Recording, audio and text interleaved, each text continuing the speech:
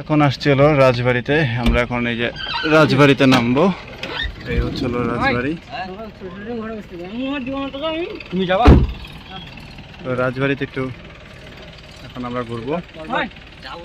রাজবাড়ির ভিতরে এখন একটু ঘুরে দেখে আসি এখানকার পরিস্থিতি। গরমে ঠান্ডা আইসক্রিম খেলে দিবে।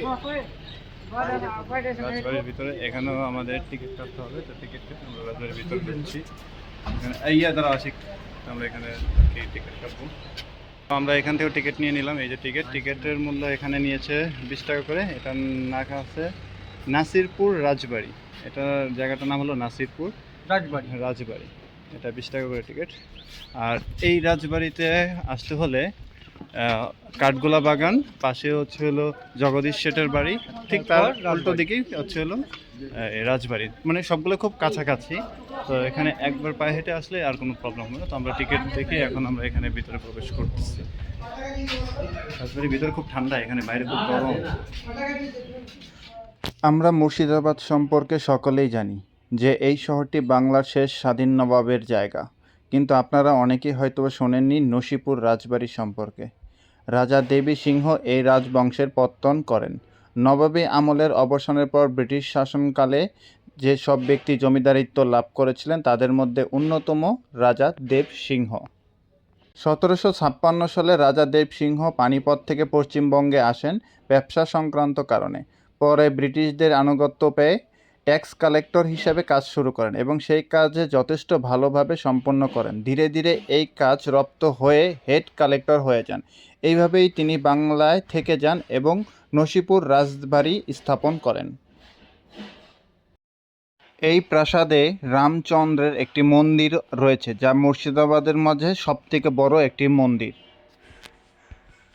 যেহেতু দেব সেটি ছিল একজন অত্যাচারী রাজা এবং খুবই ভয়ঙ্কর একজন রাজা, তিনি কর আদায় করার জন্য প্রজাদের উপর অনেক বেশি অত্যাচার করত, যার কারণে তার বিরুদ্ধে অনেক প্রকারের আন্দোলনও তৈরি হয়েছিল।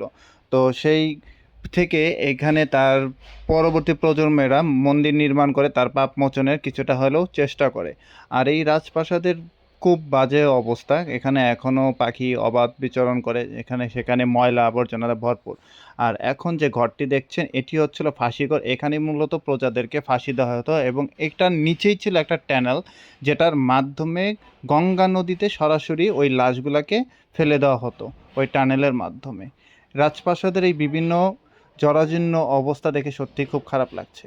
যাই হোক, দেবশেঠির এই ভয়ঙ্কর অত্যাচারের কারণে পরবর্তীতে তাকে এখান থেকে ট্রান্সফার করা হয় বর্তমানে বাংলাদেশের রংপুর জেলায়। সেখানেও তিনি কর আদায়ে প্রচুর পরিমাণে অত্যাচার করে প্রজাদের উপর।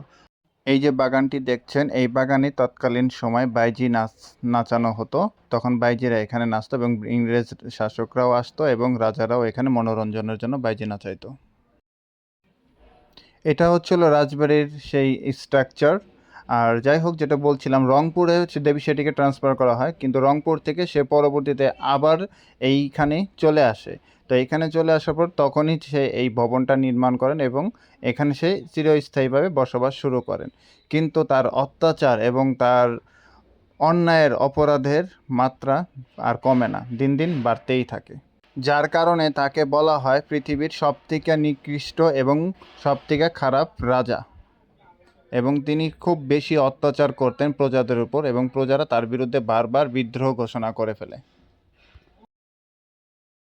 রাজবাড়ির ভিতরে ঘুরলাম, এখানে কিছু রাজবাড়ির ব্যবহৃত কিছু জিনিসপত্র দেখলাম, সাথে কিছু পেন্টিং দেখলাম, কিন্তু সেই পেন্টিংয়ের যে মানুষগুলো ছিল তাদের কারো পোশাক ছিল না। সম্ভবত ওই সময় যে পেন্টিংগুলো করা হয়েছে গোছলের মুহূর্ত ছিল, আর নয়তো বা ওই সময় পোশাক আবিষ্কার হয় না। যেটাই হোক না কেন, আরেকটা বাজে এক্সপিরিয়েন্স, এটার ভিতর প্রচুর নোংরা, ঝাড়ুও দেয় না, প্রত্যেকটা স্ট্রাকচারের উপরে ময়লা ধুলোবালি পড়ে আছে, খুবই বাজে। আর গরম তো অবশ্যই, কেন যেখানে 20 টাকা নেয় আমি জানি না, তবে খুবই ফালতু এই জায়গাটা লাগছে।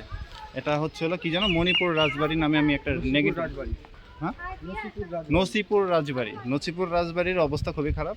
এখানে গভর্নমেন্টের লোকের বা হিস্ট্রিক্যাল যারা আর্কিওলজি নিয়ে পড়াশোনা করে তাদেরকে এটা নিয়ে গবেষণা করা উচিত। এটা খুবই বাজে অবস্থায় আছে। তো যাই হোক, রাজবাড়ির ভিতরের অংশটাও ঘুরতে পেরেছি, কিন্তু কিছু দেখাইতে পারলাম না, টুকটাক চলছে আর কি। তো ঠিক আছে, তো আপাতত নসিপুর রাজবাড়ি থেকে এখানেই বিদায় নিচ্ছি। এখন আমাদের